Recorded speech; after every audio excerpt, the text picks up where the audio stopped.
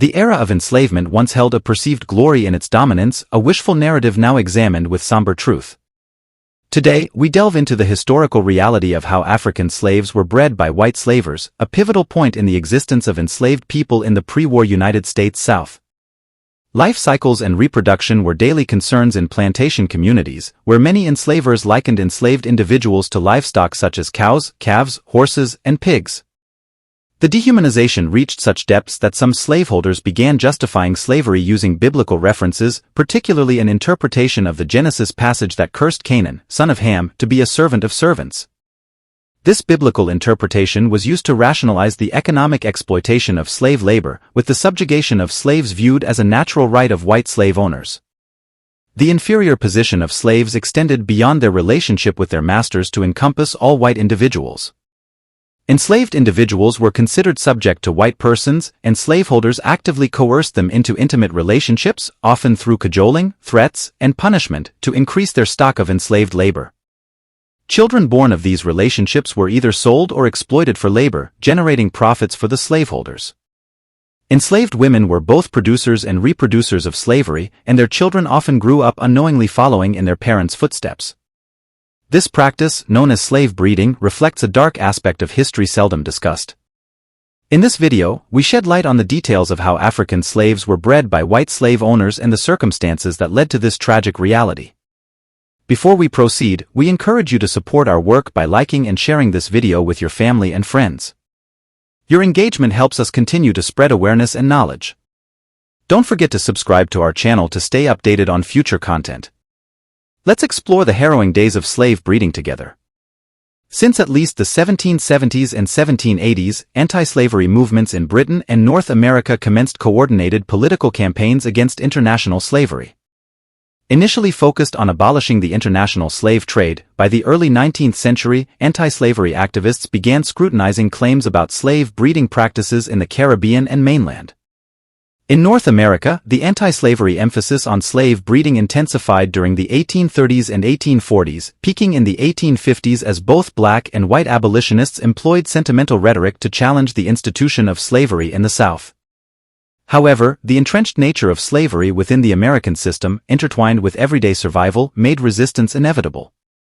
While the moral wrongness of slavery was acknowledged, its economic and social significance had fostered a powerful establishment resistant to change. In the United Kingdom, abolitionism aimed to end both formal and informal slavery in the late 18th and early 19th centuries, including the Atlantic slave trade. Legislation in the British Empire gradually phased out slave ownership, with the slave trade abolished in 1807 and ownership of slaves overseas prohibited by 1833. The efforts of British abolitionist groups, particularly Christian organizations like the Society of Friends and evangelical movements led by figures such as William Wilberforce, were instrumental in enacting these laws. Moreover, secular thinkers of the Enlightenment, including James Edward Oglethorpe, advocated against slavery on humanistic grounds. Oglethorpe's Georgia experiment banned slavery in the Georgia colony in 1735, although it was later reinstated in 1751 due to geopolitical and economic factors. Oglethorpe's advocacy inspired others, such as Granville Sharp and Hannah More, to join the abolitionist cause. Key legal cases, such as Somerset's case in 1772 and Knight v. Wedderburn in 1778, challenged the legality of slavery in British territories. These cases contributed to the growing anti-slavery sentiment, prompting organized resistance from the plantocracy. The establishment of the London Society of West India Planters and Merchants in 1780 reflected the concerted efforts of British sugar merchants, absentee planters, and colonial agents to oppose the abolition of the slave trade and slavery itself.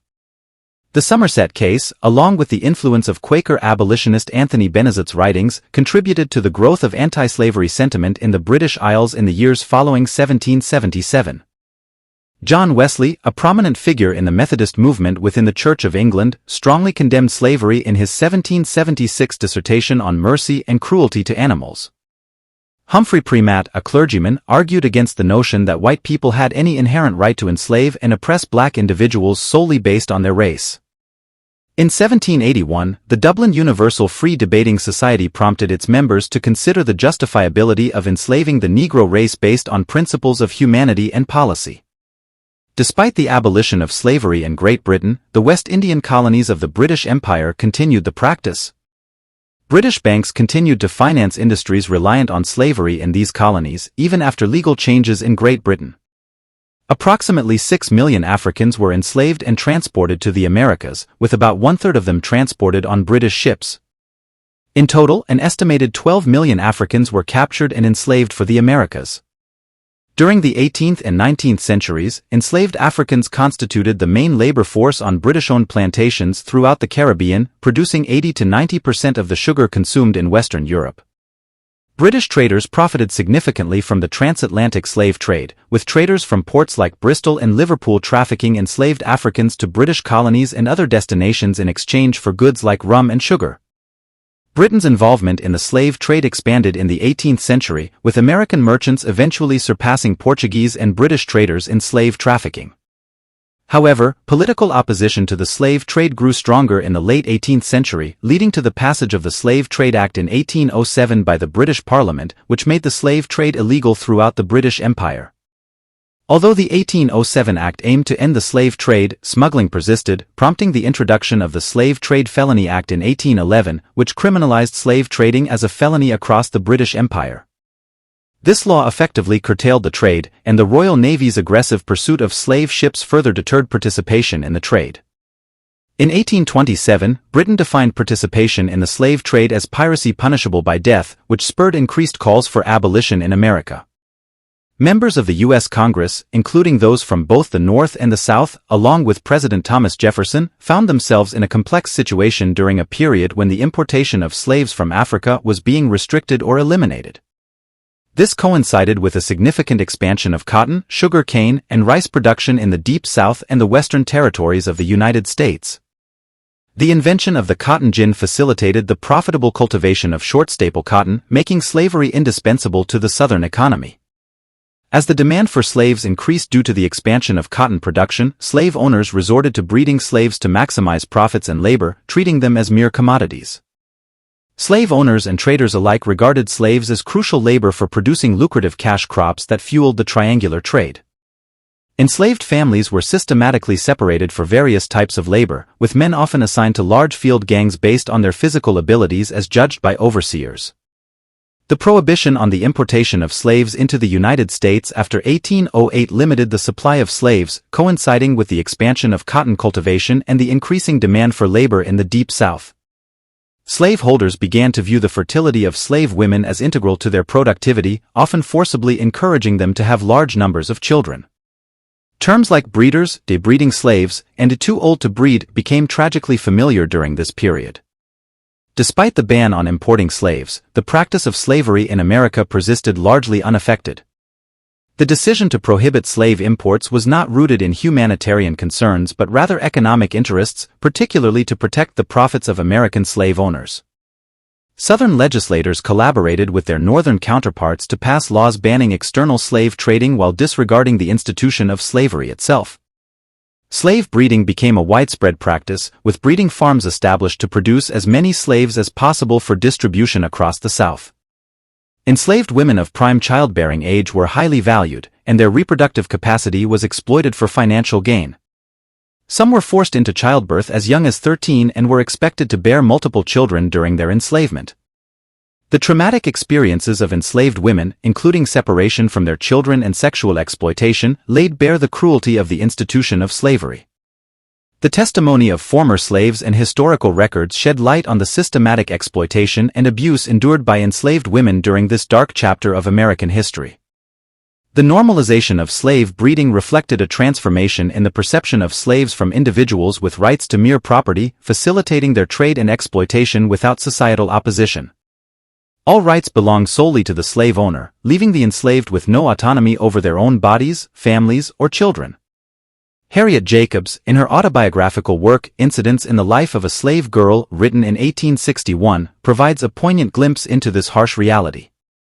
When her baby was born prematurely, weighing only 4 pounds, Jacobs prayed for its survival, despite her own precarious health. Dr. Flint, also known as Dr. James Norcom, saw Jacobs' child not as a sick infant in need of care but as a new addition to his inventory of slaves. Jacob's anguish over her child's well-being contrasted sharply with Norcom's callous view of the infant as a source of future profit. Enslavers carefully calculated the value of enslaved children, recognizing that they grew more valuable as they matured. Enslaved boys and men commanded higher prices at market than girls and women. However, the commodification of breeding women, particularly those in their prime reproductive years or those who had already borne multiple children, presented a more complex situation. Some enslavers hesitated to purchase highly fertile women due to their reduced productivity in the fields during pregnancy, while others saw them as valuable assets for increasing their workforce through natural reproduction. Slaveholding women, in particular, recognized the economic potential of breeding women and often purchased them with the intention of exploiting their reproductive capabilities for future profit. Children born as a result of forced relationships between enslaved parents were closely monitored by their enslavers, who often separated them from their parents to serve as domestic servants in the plantation household. Enslavers implemented strict feeding regimes and medical treatments for enslaved children to ensure they grew up fit for labor. This systematic control extended to physical activities, with children forced to compete in races to assess their fitness for future work. Enslaved girls and boys were groomed from a young age to become productive laborers and reproducers, perpetuating the cycle of exploitation into the next generation. The breeding of slaves was not merely about producing bodies for labor but also about breaking spirits and erasing identities. Despite the deep scars left by this barbaric practice, the resilient spirit of resistance continues to inspire efforts to dismantle systems of oppression. Let their stories fuel our commitment to creating a future where every human being is equally valued and cherished. As we conclude this discussion, we invite you to share your thoughts in the comments below.